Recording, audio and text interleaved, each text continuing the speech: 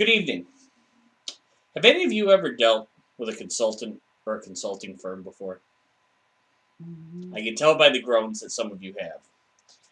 What I'd like to show you tonight is to demonstrate a way for you to identify, track, and report your own initiatives and save you a good amount of consulting fees along the way.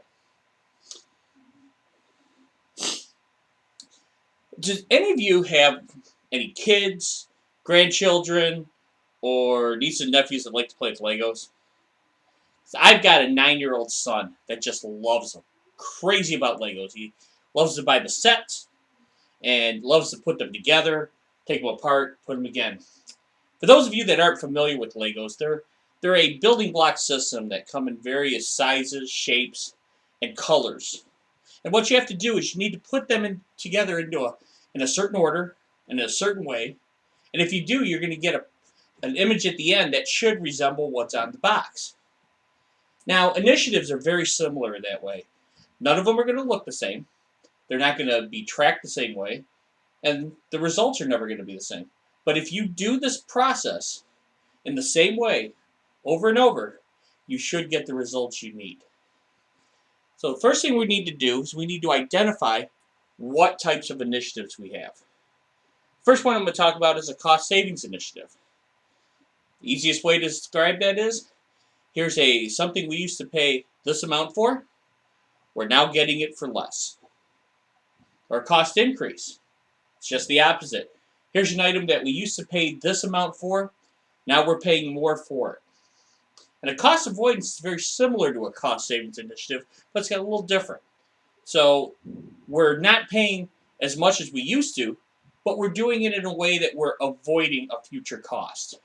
So we're paying it different, but we're saving money in the long run.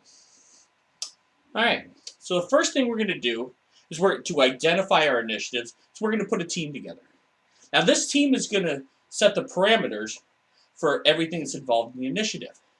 They're going to tell you what type of initiative it is, when will the initiative be implemented, what kind of dollar amounts we're looking for, when we can meet, and they're going to tell what type of results we're expecting to see.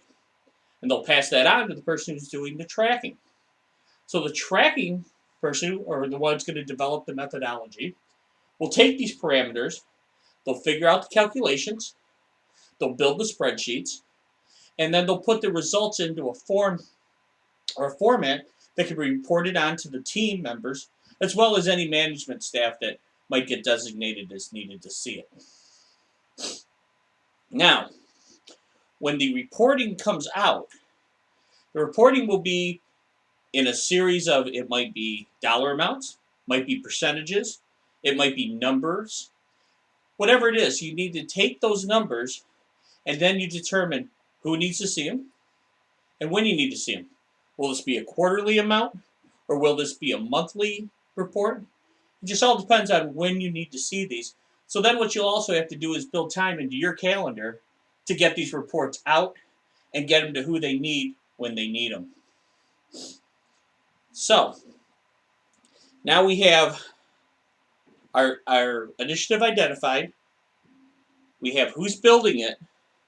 Now we also have the reports coming out. Now the one thing that we need to keep in mind here is the fact that all of our initiatives need to be the same when they're finished. So basically what I'm saying is at the beginning, the initiatives are all going to be different. They're all going to look the same. They're going to have slight variances between them all. But in the end, the process needs to stay consistent. So what you want to do is you want to keep the steps the same way. You may have to tweak the results, how you get the reports, or how you distribute the reports, depending on your own circumstances. But what you want to do is keep the process consistent. So if you take these steps and you put them together and process them the same way that I showed you, if you put those in, your results should look the same as what you intended. And when you have the result that you intended, Everybody is happy. They get the results they want. And finally, there's one cost avoidance that I know that you'll have is you'll eliminate some costs, the consulting fees that you wouldn't have to pay because you did them yourself. Thank you very much.